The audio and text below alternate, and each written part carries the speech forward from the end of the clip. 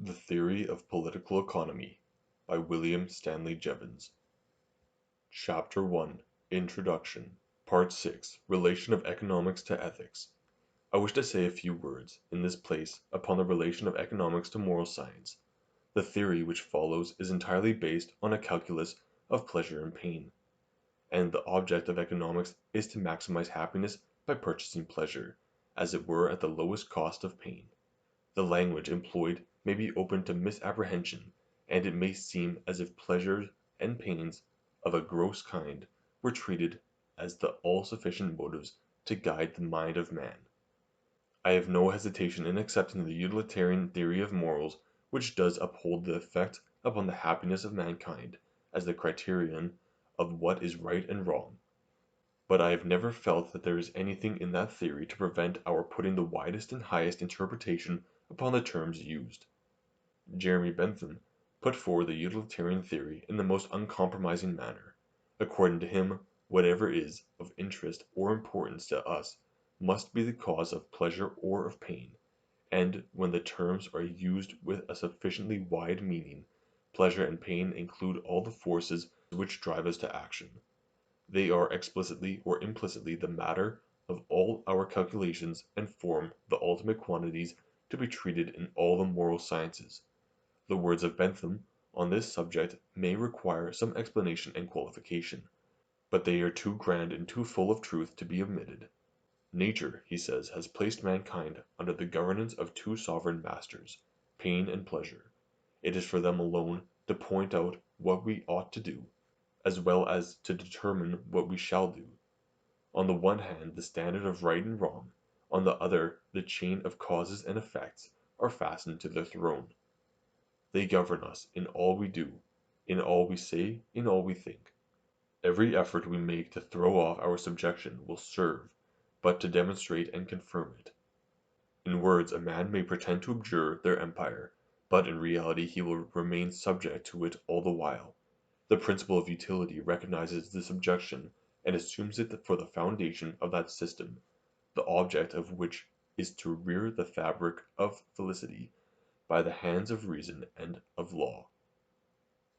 Systems which attempt to question it deal in sounds instead of sense, in caprice instead of reason, in darkness instead of light. In connection with this passage we may take that of Paley, who says with his usual clear brevity, "I hold that pleasures differ in nothing but in continuance and intensity." The acceptance or non-acceptance of the basis of the utilitarian doctrine depends in my mind on the exact interpretation of the language used. As it seems to me, the feelings of which a man is capable are of various grades. He is always subject to mere physical pleasure or pain, necessarily arising from his bodily wants and susceptibilities. He is capable also of mental and moral feelings of several degrees of elevation. A higher motive may rightly overbalance all considerations belonging even to the next lower range of feelings, but so long as the higher motive does not intervene, it is surely both desirable and right that the lower motives should be balanced against each other.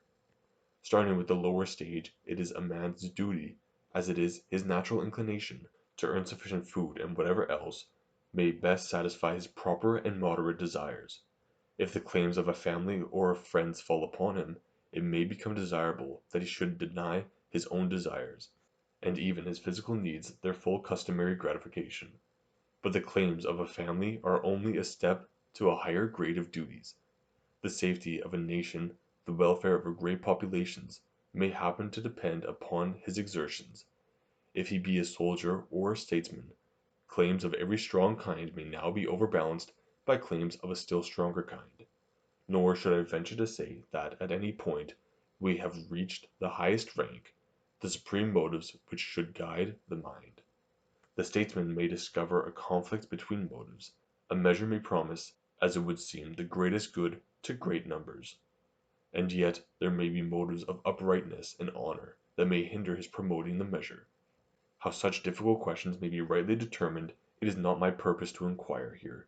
The utilitarian theory holds that all forces influencing the mind of man are pleasures and pain, and Paley went so far as to say that all pleasures and pains are of one kind only.